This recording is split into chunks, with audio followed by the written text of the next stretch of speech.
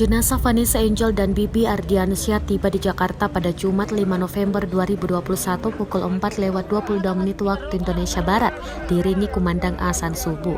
Dua mobil pembawa peti jenazah pasangan suami istri itu masuk secara bergantian ke halaman rumah duka. Mobil pertama membawa jenazah Vanessa Angel. Suasana haru pun mulai terasa seiring tangis dari kerabat dan orang terdekat. Ketika peti jenazah Vanessa mulai masuk ke rumah duka, terdengar tangis Dodi Sudrajat, ayah dari Vanessa Angel. Setelah peti jenazah Vanessa disemayamkan di rumah duka, giliran peti jenazah Bibi yang diturunkan dari mobil.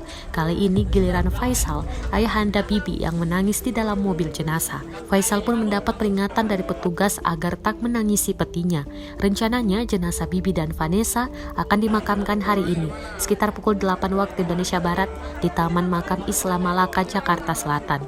Diberitakan sebelumnya, Kabid Humas Polda Jawa Timur, Kombes Gatot Repli Handoko, membenarkan artis cantik Vanessa Angel dan suaminya Febri Andriansyah meninggal dunia dalam insiden kecelakaan di Jalan Tol Nganjuk arah Surabaya.